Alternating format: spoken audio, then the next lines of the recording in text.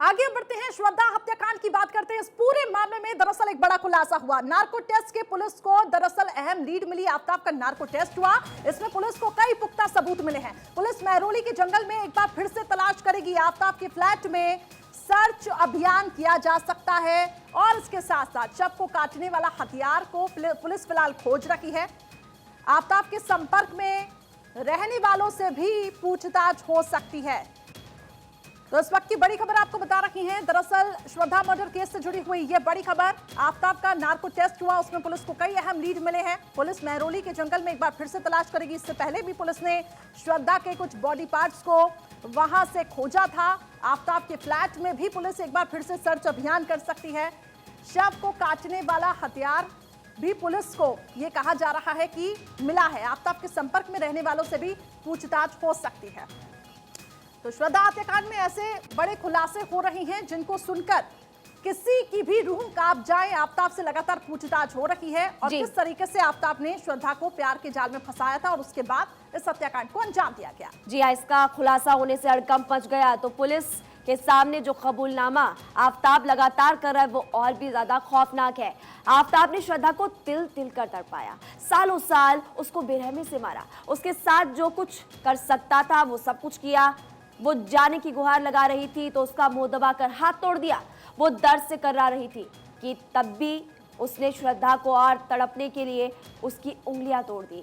फिर भी श्रद्धा जान बचाने की भीख मांगती रही। वो घर जाने के लिए तड़प रही थी। वो मां के नहीं होने का हवाला दे रही थी। अपने पापा के पास फिर से जाने की गुहार लगा रही थी और फिर उसकी चीख सुनाई पड़ी क्योंकि आफ्ताब ने उसकी हत्या की। ऐसी खौफनाक साजिश रची कि हत्या के बाद वो श्रद्धा के शव के सामने कह रहा था कि मैंने कहा था कि मैं तुमको नहीं जाने दूंगा, अब चली जाओ।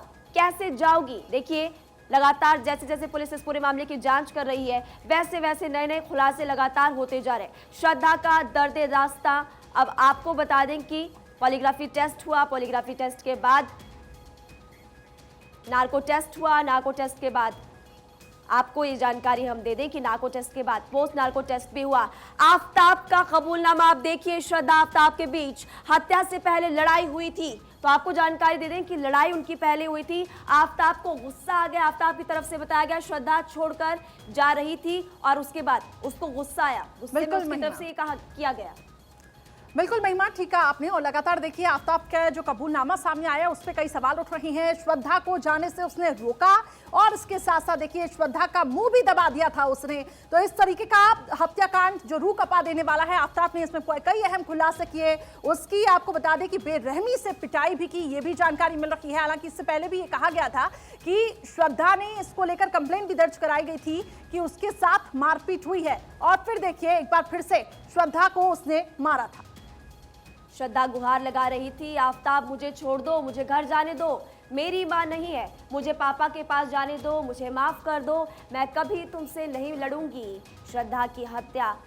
और ऐसे में एक और बात निकलकर सामने आई है और नशे में नहीं की पूरे होशो हवास में हत्या की है।